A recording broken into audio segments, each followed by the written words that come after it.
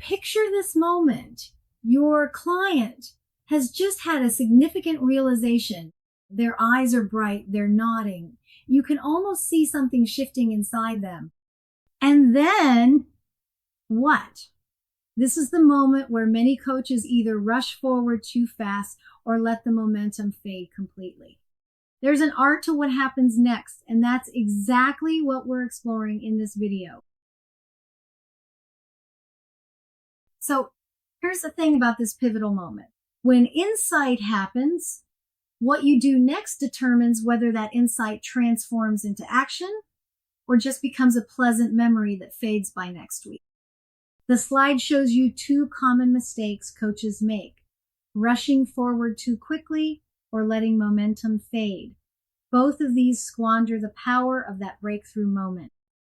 Your response right there in that charged space after realization, that's where the magic either happens or doesn't. And this is typically further into the conversation, maybe throughout, and most likely toward the end, after they've talked about a lot of things and learned a lot of things. Let's look at how ICF frames this. Marker 8.02 says we partner with the client to design goals, actions, and accountability measures that integrate and expand new learning. I want you to notice two words here: integrate and expand. Goals must be built on the learning, woven into the fabric of what the client has discovered about themselves. That's integration. And expand means goals stretch the learning further, opening new possibilities that emerge from the insight itself. Goals are not separate from learning, they are the natural extension of it. When you keep that distinction in mind, goal design stops feeling like a disconnected activity and starts feeling like the obvious next step in the conversation. Now, I want to make an important distinction here because this trips up a lot of coaches. There are two different kinds of goals in coaching. Session goals, what we're working on together today, that's competency 3. We established those early in the conversation. But what we're talking about in this video is different. This is about post-session goals, what the client will do after they leave, what they want to accomplish between now and next week or 2 weeks from now. These goals emerge throughout the conversation, typically toward the end, and they should flow naturally from the learning itself. Don't confuse these two. They're both important, but they serve different purposes. So how do you help clients make this transition from insight to action? It starts with powerful questions. You might ask something like, you've done all this work, you've learned all of these things. What now? Simple, direct, and it hands the reins to the client. Or try, what do you want to accomplish between now and our next session?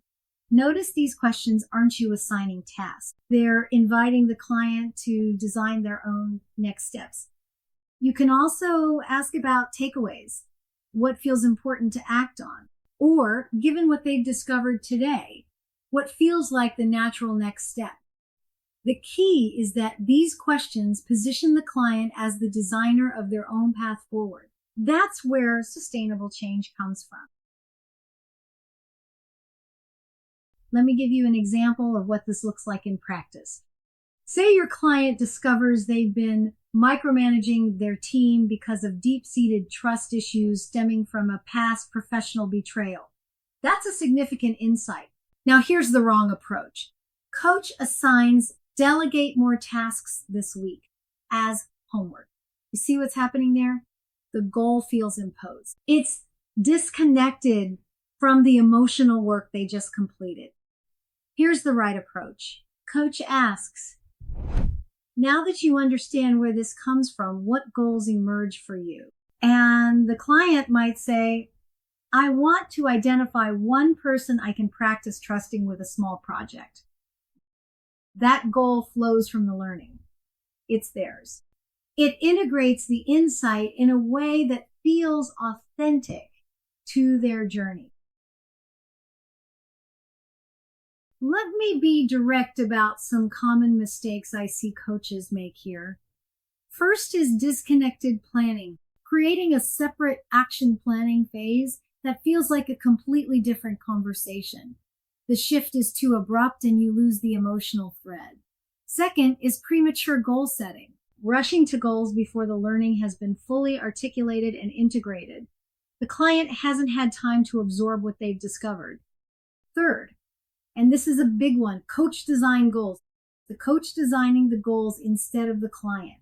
That violates the partnership principle and reduces client ownership.